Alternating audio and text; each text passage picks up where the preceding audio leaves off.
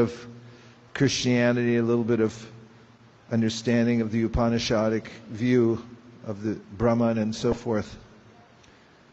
And Bhaktivedānta Thakur, although he was part of some of those groups, he was the first legitimate convert to the Hare Krishna movement, because when he, in his studies, came across the teachings of Sri Chaitanya Mahaprabhu, and I might add, it was at the time when he found, when he dove into the teachings of Chaitanya Mahaprabhu, he had then sought out a complete copy of the Sri Chaitanya Charitamrita. We may take it for granted that we can call an 800 number now and get one for $99. But books were not so easily available. They were painstakingly created. And many of the scriptures of the world, even now, are being lost because of not having been taken care of. Chaitanya Charitamrita was scarce and rare. Gopi Pranadhana Prabhu had told me during the Matsya project that there was a particular Shastra he was looking for, and it took him months and months to find it. And Bhaktivedānta Thakur finally found a full copy of the Sri Chaitanya Charitamrita. And then he realized that the perfect teaching that everyone could participate in all over the world had come via Chaitanya Mahaprabhu and his teachings to Ramananda Roy's, Śrīla Sanātana Goswami, Rūpa Goswami, Sarvabhauma Bhattacharya, Prakashananda Saraswati, etc. That's actually the teachings of Lord Chaitanya, those 5 conversations that Mahaprabhu had with various luminaries of the time. And then Bhaktivedānta Thakur began in earnest seeing what could be done to establish Chaitanya Mahaprabhu's teachings all over the world. Of course, he established the Yoga Pit, the actual place of Chaitanya Mahaprabhu's appearance in Navadvip, in Mayapur. And he had also brought attention to and codified, brought together the teachings of Chaitanya Mahaprabhu in books and songs so that people could understand who he was and what his philosophy was. He also was enamored of Jagannath Das Babaji Maharaj and accepted him as his Shiksha Guru in the line of Chaitanya Mahaprabhu. In fact, it was when he went to a kirtan program where devotees were staying up all night on Ekadashi, just having kirtan all night long. And he saw Jagannath Das Babaji Maharaj, and he was singing, Nitayana Mineche Namirhate Shada Mulyinam Dite Chere. And he was then haunted with the divine association of his to-be guru, and surcharged by his association and his vision to spread Krishna consciousness all over the world.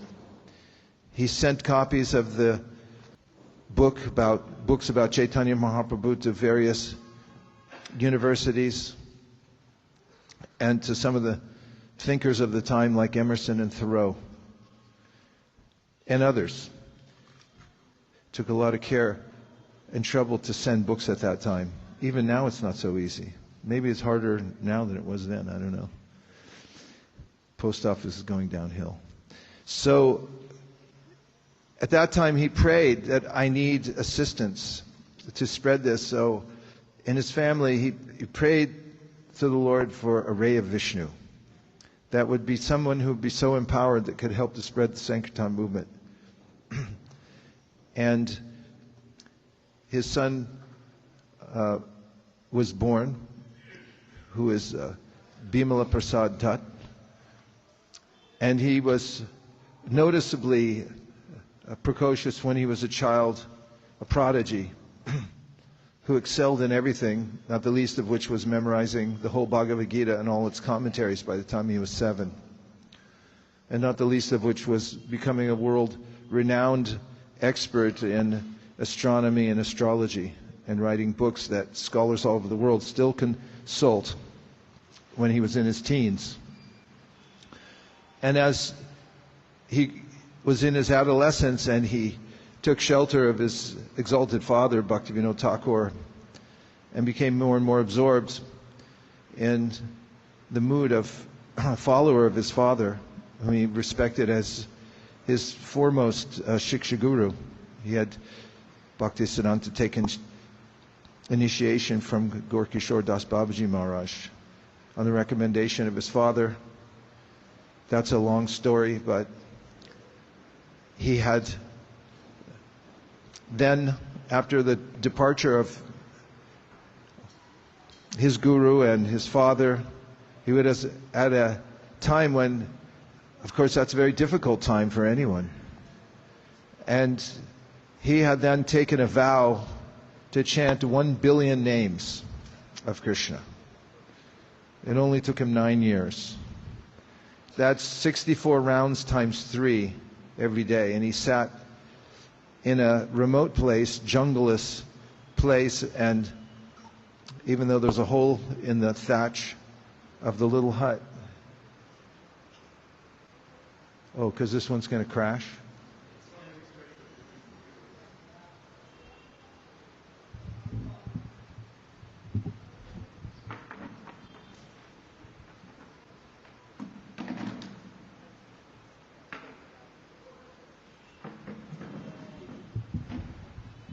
Dehinosmin yata dehe. So then he had, where was I? And rainy days, there's a few rainy days around here. And he would hold it was Mayapur, he would hold the umbrella and keep chanting. Very austere. And then after all that chanting, he had a vision of the Panchatattva calling him out to preach Krishna consciousness. He was revolutionary in the way that he took up Rūpa and Sanātana's teachings, especially he revered Rūpa and Raghunath, and he was revolutionary in the sense that when he decided to spread the Krishna consciousness movement, he took to heart the idea of Yukta-vairāgya. There's 2 admonitions given in the Śrīla Rupa Goswami's teachings.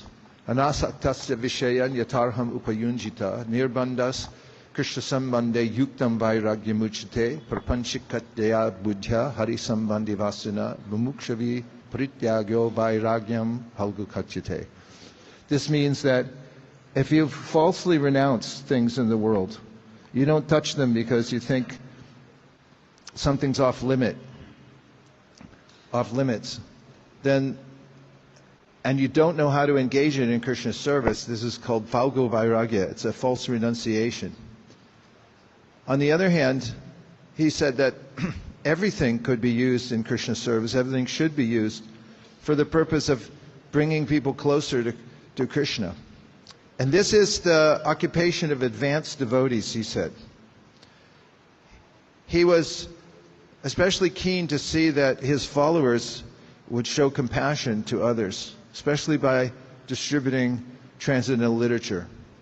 In fact, when we go to Mayapur, whenever we do next, and everyone's invited, we can visit in Calcutta the museum that holds many of the artifacts of the early days of Gaudiya Math. We've been there a few times. We were just there maybe last week, as far as I remember. And there's a printing press on the top floor. It was one of the printing presses that Śrīla Bhaktisiddhānta Saraswati Thakur had purchased. And guess where it's from? Cleveland, Ohio. I was surprised the first time I saw it. I offer my obeisances to the printing press, as Prabhupada did when he first installed a printing press on Beacon Street in Boston. The first property ISKCON ever owned, and Prabhupada put a printing press in it. Narayan had to come and reinforce the floor. He was the builder of ISKCON at that time. You could count on fingers and toes how many devotees were around at that time and how many dollars we had in our treasury. But somehow or other they put together the money, and Prabhupada our Prabhupada had purchased an old house, and they reinforced the floor so they could bring in a printing press, because when Abhay Caranāravinda, which was the initiated name of our founder Acharya, had asked his guru, so many of your disciples, my godbrothers, are doing service for you directly, what can I do? And his guru told him that you should try to preach Krishna consciousness in English. And then he gave him very specific instruction. He said, if you ever get money, print books. So that's what Prabhupada did. As soon as he got money in America, not very much, but enough to get a little rundown house on Beacon Street in Boston, he got a printing press and he put it in there. And he had already sent devotees out to New York City, 10 of them in fact, to apprentice at various printing shops to learn how to do a printing operation on a printing press. And he started the early stages of printing his books. Now, where did he get that? From Śrīla Bhaktisiddhānta Saraswati Thakur, who in fact had placed his printing presses near the altar and said they're as worshipable as the deities because of the principle of Yukta-vairāgya. And if you look at your book, what page is the Gaudiya Math logo on? Anyone? For 20 points? Have you been studying your songbook? Should know where it is, right? What? Page 36, please. Take a look at the logo. No, we want the logo. Somebody? 246? 246 and 247. There it is. You see the logos? It will look like this. You got that? You notice that he has on his logo, if you look in the bottom right-hand corner at about 5 o'clock, there's a madanga, and right across from it is a printing press. So he called the printing press the Brihat Madanga. And you'll notice just to the right of that, it says Raga, as in Ragmarg, the spontaneous or the advanced path of devotional service. So Śrīla Bhaktisiddhānta Saraswati Thakur had introduced this idea of Yukta-vairāgya, which is use all technology in order to spread Krishna consciousness. He also showed up in Vrindavan. At the time, there was a sense that you should dress like Rūpa and Sanātana. One of the ways in which the teachings of Chaitanya Mahaprabhu had become degraded was that many who were not qualified would put on the vaish or dress of Rūpa and Sanātana, which were very simple white cloth. Just one white cloth down to the knees and maybe something across the shoulders. And in a way to imitate Rūpa and Sanātana, they would dress like that, but then they deviated. They means a multitude had deviated in various ways and misrepresented Chaitanya Mahaprabhu's teachings, so much so that Gaudiya Vaishnava presence in the world was not respected very much. If a Gaudiya came to the door, the people didn't think they had much to offer. They just considered them some kind of immoral beggars. So Bhaktivedānta Thakur began to renew the dignity of the line of Chaitanya Mahaprabhu, and very actively Śrīla Bhaktisiddhānta Saraswati Thakur, his son, had followed in his footsteps. His guru, Śrīla Bhaktisiddhānta, had told him he should take sannyāsi. So that meant to go out and preach. It also meant don't dress like Rūpa and Sanātana. The sannyāsi is in the varnashram system. It's one of the ashrams. It's the last ashram. It's kind of marginal because you're sort of leaving behind all designations in a sense, but it is a designation. And instead of putting on as many Vaishnavas as was the trend in the time of white cloth like Rūpa and Sanātana, Śrīla Bhaktisiddhānta Saraswati Thakur instead took sannyāsi and put on saffron cloth and took the staff of a sannyāsi. Of course, he took sannyas from his guru after he had passed, because he had asked him to take sannyas, and there was no one qualified at the time who could give him sannyas. There were no Tridandi Vaishnava sannyasis at the time who could offer him sannyas. So he took from a picture, and someone might say, well, maybe I'll do that too. And one might answer justifiably that if you can chant 1 billion names of Krishna, then go ahead, have at it. But maybe wait until you can do that. Śrīla Bhaktisiddhānta Saraswati Thakur then established 64 temples all over India. He attracted amongst the youth of the time some of the best thinkers and intellectuals and academics who were attracted to his spiritual and mental acumen, that he could defeat anyone in debate, plus he was a pure devotee. And so he established printing presses.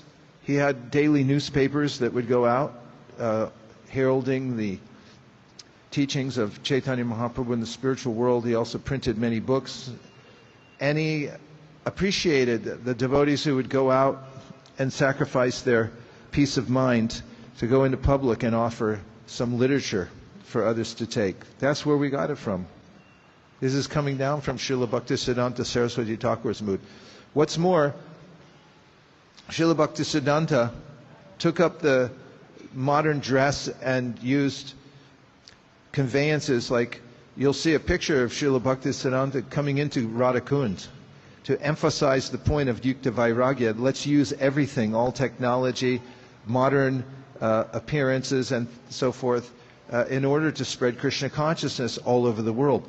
Meanwhile, the babājīs in Radhā-kund, as an example, were still wearing the very scant dress of Rūpa Sanātana and not touching the world. They wouldn't wear shoes and so forth. What did Śrīla Bhaktisiddhānta do? He wore shoes into Radhā-kund, and you'll see a picture of him in a car, a nice car, a convertible, with a European jacket on, coming into Radhā-kund, and he had shoes on, and so did his followers. He was making a point there that this is Yukta-vairāgya. We should use everything in order to attract people to Krishna consciousness and not alienate them, nor should we alienate ourselves and stay aloof from everyone. So Śrīla Bhaktisiddhānta brought that mood. He instilled it in the heart of his disciple Abhay Caranāravinda, who later became a sannyāsi and was awarded the title of Bhaktivedānta amongst his peers who had noted his scholarship. And then, of course, Prabhupāda, which was a term of respect that his disciples asked if they could call him as he had called his spiritual master. So Prabhupada said that the grandfather or the great-grandfather, as the case may be, is more merciful than even the father. We can take much from Śrīla Bhaktisiddhānta Saraswati Thakur and get his mercy to empower us to use everything in Krishna's service and also to preach Krishna consciousness all over the world. He won't mind a bit if you sacrifice your peace of mind to go out and give others the chance to take Krishna consciousness. In fact, this is the emblem of advancement in spiritual in Krishna consciousness. Not that we keep it for ourselves or that we go in and stay aloof and just chant for ourselves. Now I'm going to read you just a few of his final instructions that he gave, and you'll be surprised how relevant and practical these are. If you'll just tell me which page they're on, I'll be much obliged. They're on page 147. So just the plan is, so you know, we're here until 12:30. Am I correct? And at that time, the artiks can start, so we'll have darshan. As soon as we have darshan, we're going out that door. Then we're going to walk through the ashram there, along the corridor. We're going to go up several flights of steps. It's very nice up there. There's gardens and things. And on the top of the hill, where the sand dune is. It's actually at the top of the sand dune. We'll see Śrīla Bhaktisiddhānta Saraswati Thakur's Bhajan Kuntir, a place I must mention that he had repaired to this place around 1936 when he was not feeling well. It was around that time that his disciple had written a final letter, his disciple, Abhay Caranāravinda. And he had asked one more time, because it's nice to get clarification from your guru, from your authority, like, what do you want me to do? So he asked, and Śrīla Bhaktisiddhānta wrote back to him. And there's a section of that in here that I'll read. Here, last instructions of Śrīla Bhaktisiddhānta. Are you ready? All of you preach the message of Rupa and Raghunath to everyone with great enthusiasm. After I finish each one, you can just say Jai. 147. May the ultimate desire to become a speck of dust at the lotus feet of the followers of Sri Rupa remain ever awake in our hearts. Vrajendra Nandan Krishna is the principle of non-dual consciousness.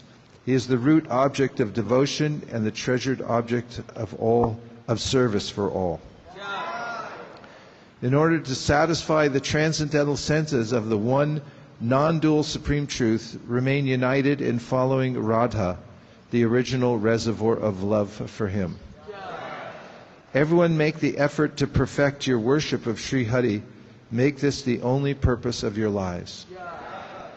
Remember that this world is temporary and lasts only a day or two. Give up your family attachments and transcend this world of illusion. Remember that this world is temporary and lasts... Okay, 7. That's a repeat. It's 6. I guess it's so important we say it twice. Maintain your worldly obligations in whatever way you can, but make the eternal principle devotion to Krishna the true purpose of your voyage through life. Let hundreds of dangers, insults, or persecutions come, but in spite of them, do not give up your worship of Krishna. Lord Gaurahari destroys all obstacles on the path. He will surely be merciful and give you a place at his lotus feet. When you see that most people are indifferent to Sri Krishna and show no interest in selfless service to Krishna and in talks about him, don't be discouraged. First of all, never give up your bhajan, your life and soul. Why would you accept the poverty of a life? Why would you accept the poverty of a life without hearing and chanting about Krishna, your soul wealth? Beg for Krishna's lotus feet, the ultimate benediction for all living beings. The Lord is all-powerful and will quickly fulfill your desires. Krishna is not incapable. He is omnipotent, and his servants' desires never go in vain. Please always chant the name of the Lord, being humbler than a blade of grass and more tolerant than a tree. Give all respect to others and demand none for yourself. Make the worship of the holy name the most important aspect of your devotional life. When you say Jai, it means it's going to happen. A wise person will worship the Lord after taking initiation in the sacrifice of the holy name inaugurated by Sri Chaitanya Mahaprabhu and his associates. Yeah, I thought I'd get a little more participation. Offer yourself up to the 7 flames of this sacrificial fire. The scriptures say that this especially is the religious principle of the age of Kali. We do not seek to become heroes, performing great works or religious deeds. We will become distressed if we take up the paths of knowledge, works, or austerities. Know that your true identity is to be a speck of dust at the lotus feet of Sri Rupa Prabhu. Don't go against this identity, which is your treasure. Śrīla Bhaktivedānta Thakur is the best of the followers of Sri Rupa Goswami. The pure joy of devotional service comes in the stream that started with him. That stream is holy and full of nectarine flavors of devotion. Even 100 obstacles will never obstruct it. Intelligent persons who have bathed in the waters of that stream should endeavor to fulfill the heartfelt wishes of Śrīla Bhaktivedānta Thakur. That should be a big jai. Amongst you are many capable and worthy individuals, so all of you quickly come forward and take up this task.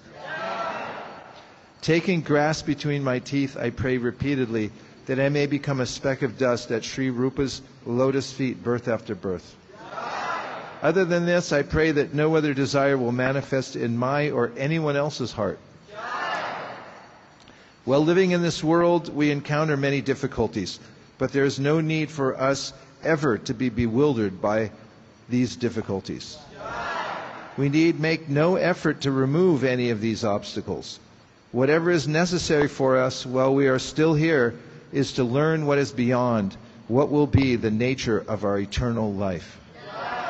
Let me realize at this moment the nature of my eternal spiritual identity and my eternal life in the spiritual world. There are so many things that attract and repel us. There's no end to the things that we want and don't want. We have to resolve what exactly we do or do not want and decide to search for our devotional service to Krishna, the eternal truth. If you wish to triumph over attraction and repulsion, then you should remember that by becoming attracted to the transcendental holy name, you will be delivered from them. Then you will understand the nature of service to Krishna and the taste of his divine topics. Then you will feel nothing but disgust for the other insignificant pleasures of this world. Big jai on that one, no? As you continue cultivating your Krishna consciousness of Krishna, your thirst for material sense objects will decrease. The philosophy of Krishna consciousness is very perplexing. At first it seems startling and full of complex details. The holy name is more compassionate than the Lord of the name himself. If one takes shelter of the name, then it unravels all these philosophical complexities. The treasure of love for Krishna is the eternal goal of our lives. At every moment, personal desires interfere without our realizing it. By taking shelter of the holy name, all these obstacles are removed, and we can obtain the fulfillment of our true desire, which is to dwell in the realm of pure love of Krishna. In this world, no one is the special object of my affection, nor do I have the slightest hostility toward anyone. Whatever arrangements we make in this world are temporary. There is no need to waste time thinking about gain or loss here. The only thing anyone should strive for is the one supreme goal of life. That is the treasure of love for Krishna's lotus feet. This is like one of those yagyas, like swaha, right? So join together, all of you, and strive for this goal. Work together harmoniously with a single thing in mind and a single understanding. Working together with the same purpose, we will become qualified for the service of Radharani, the original reservoir of love for Krishna. May the stream of ideas promoted by Rupa Goswami and his followers ever flow. We must never try to be independent of his doctrine. May we never become indifferent or disinterested in the sacrifice of the holy name with its fire of 7 flames. You've only got 3 more chances here. In the performance of Sankirtan, if your single-minded devotion goes on increasing, then all your desires will be fulfilled and all your goals achieved. Yeah. Take hold of the feet of the followers of Sri Rupa Goswami and follow them with exclusive commitment.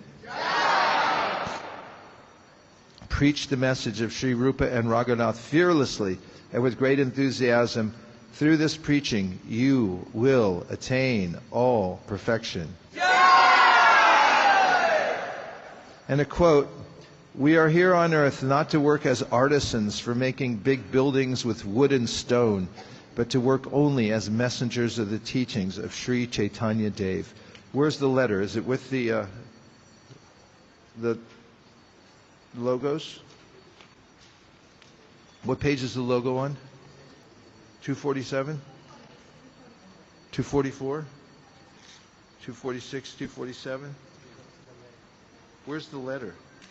There was the letter that Maybe look in the index. If all else fails, read the directions. There's a letter that Śrīla Bhaktisiddhānta wrote to his disciple. You found it?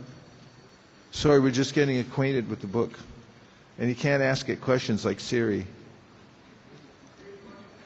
Songbook, where is it? Unless you have Mukaravinda, he can find anything. Where is it? I can't hear what he's saying. Can you? Page what? Page 1. Page 1? Oh, the real one. Okay. Last paragraph. Everyone okay? Here's your last chance. Prabhupada wrote, the kutir is on top of the hill behind Purushottam Gaudiya Math. This is not what Prabhupada wrote, it's just a description, we're getting there. Which stands on the hilly sand dune known as Chatak Parvat, on the road leading to Tota-Gopinath Temple. Chatak Parvat is considered to be non-different from Govardhan Hill. The main temple houses deities of Sri Sri Gauragadadhar and Radha Vinod Madhavaji. Inside the Bhajan Kutir are Śrīla Bhaktisiddhānta Saraswati Thakur's bed and personal effects. It is said that A.C. Bhaktivedānta, Swami Srila Prabhupada, stayed here during his visit. In 1936, today is the 9th of December, 1968. This is Prabhupada's part. That means 32 years ago, he's speaking this. In Bombay, I was then doing some business. All of a sudden, that part about today is the 9th of December, 1968. I don't know how that seems anachronistic. It's 1936. He was in Bombay. He was doing some business. All of a sudden, between the 9th and 10th of December, Guru Maharaj was a little indisposed. He was staying at Jagannath Puri on the seashore, so I wrote him a letter. My dear master, your brahmachari and sannyāsi disciples are rendering you direct service. I am a householder. I cannot live with you. I cannot serve you nicely. How can I serve you? His reply was dated 13 December 1936. In that letter he wrote, my dear such and such. Of course, Prabhupada, when the part comes for his name, he's so humble he won't say his name. He inserts such and such. My dear such and such, I am very glad to receive your letter. I think you should try to push our movement in English. That will do good for you and to the people who will help you. That was his instruction. And then in 1936, on 31st December, that means just a fortnight after writing this letter, he passed away. So, yeah, I was struck. We were here with Madhavananda several years ago. He really emphasized this part of the letter in which Śrīla Bhaktisiddhānta indicated all of you, all of us together, we've been given service in the line of these great acharyas. And what he says here is, that will do good for you and to the people who will help you. So Prabhupada said, kindly help anyone who comes forward and tries to give a little help to Prabhupada, whatever you can do, small thing even, that you become a part of the great line of mercy coming down from Sri Chaitanya Mahaprabhu through Bhaktivedānta Thakur, Śrīla Bhaktisiddhānta Saraswati Thakur, of course Jagannath Das Babaji Maharaj, Gaur-Kishore Das Babaji Maharaj, Śrīla Bhaktisiddhānta, and our founder Acharya, and the present day Vaishnavas who are carrying on this movement. And whomever takes up this process gets great benediction. Hare Krishna. We warned you. So now we're going to take darshan. And then as soon as we have darshan, we're going to go out that door. We're going to go out that door. We'll go straight, take a left, then a right, then a left. Śrīla Bhaktisiddhānta Saraswati Thakur ki jai, Śrīla Bhaktivedānta Thakur ki jai, Śrīla Prabhupāda ki jai, Gaur Bhaktivedānta ki jai, Vanchakalpadurvishya Kripa Sindhabeva Patitanam Bhavanibhyo Vaishnavibhyo Namo Namaha Nantakoti Vaishnaviti ki jai. We're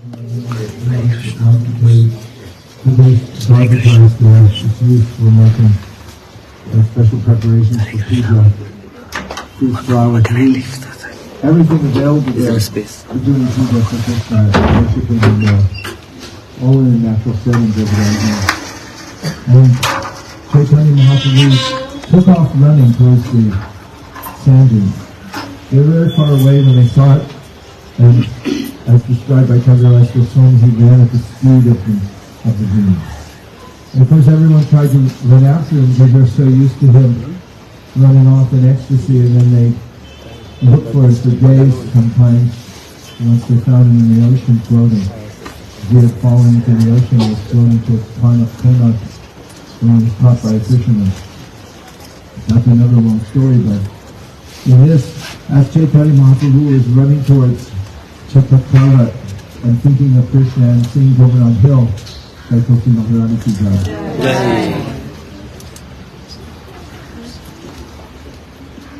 been frozen in place like a pillar. And then his body went into, showed manifestations of all the different kinds of ecstasy. First he was stunned, then his hair stood on end, then it was like the banana tree which has this protrusion, and his skin was standing on end, his hair was standing on end, in fact even some blood was oozing from his pores. These may sound almost objectionable or gruesome in a way, but this is the extreme nature of separation, the feeling, the ecstasy of separation, which is described in the Chaitanya Charitamrita as if one's being bitten by a severe and injected with a severe venom of a serpent, but at the same time somebody's pouring nectar on your head. Those things happen simultaneously. It's the pinnacle of all emotions, according to Chaitanya Mahaprabhu and his followers, to experience this extreme separation from Krishna. So when they finally caught up to him, his servant Govinda then started fanning him and also sprinkling him with water, and they put water on the body of the Lord, trying to revive him, and chanting very loudly. And finally, when he came back to what was described in the Chaitanya Charitamrita as his external consciousness, he was a bit bewildered about where he was, because he said, "Why did you bring me here?" And he looked at Śrīla Bhaktisiddhānta, who was there also. And then he said, "I was with Krishna. I was there at Govardhan Hill." And he said, the gopis were just inviting me to come and bring a flower to Krishna, and that's when you called me, and you brought me away. You interrupted my service." He was annoyed, angry that they had interrupted his meditation on Krishna and his being there in the pastime Govardhan Hill. And just at that time, there have been many who are running after him wildly, trying to catch up. And two of the devotees that just happened to be there at the time were Brahmananda Bharati and Paramananda Puri. So when they came there, Brahmananda Bharati and okay, we're doing some other signs language. But when they came there, and Mahaprabhu respected them as seniors, because one of them was actually was a godbrother of Kṛṣṇa Bharati, who had given Mahaprabhu sannyāsi. So he had then felt a little bit reticent, and he came back to a more sober mood. And he asked, "Why have you come so far here?" And they said, "We came here just to see your dance." They are followers of Chaitanya Mahaprabhu, but he respected them as elders, seniors. He always showed that etiquette towards the godbrothers and their spiritual master. And then he became sober at that time, and then they had left that area to this area together, Chakravarti. And Radhā-kunda Goswami has memorialized this pastime in a prayer that he wrote when he talks about Chaitanya Mahaprabhu running for Govardhan Hill in the form of a sand dune here in Jagannath Puri. Really the epitome of his pastimes here, of always feeling separation from Krishna, always thinking of Vrindavan. And he says, there's Radhā-kunda Goswami in the prayer, He said, thinking of this pastime, it drives me mad. So when the devotees think of Chaitanya Mahaprabhu's pastimes and ecstasy of separation, they also feel this kind of transcendental madness. It comes into their heart. So when we come to Jagannath Puri, it's a place to remember the Antya-lila of Chaitanya Mahaprabhu. Of course, many other instructions were given here, but one of the main ones was this point about seeing Vrindavan within everything and everywhere and remembering Krishna, just as the residents of Vrindavan had felt separation from Krishna for over 100 years after he had left before he killed Bhakta and then came back to visit them 107 years later. Śrīla Bhaktisiddhānta says to the Thakur, as your followers under the care of His Divine Grace Bhaktivedānta Swami Prabhupāda and his followers, we pray for your causeless mercy. You may empower us to be strict followers of Śrīla Goswami and the Guru Parampara. May we please be empowered to spread the Krishna consciousness movement. We're willing to sacrifice our lives for that purpose, to please you. Please give us all facility. Please give us strength of heart and intelligence how to utilize the principles you taught to expand the Krishna consciousness movement to every part of the world, and every part of the world means in every language. Thank you for considering our request. Everyone agrees with this prayer. The whole or in part, please unmute and say Hare Krishna. This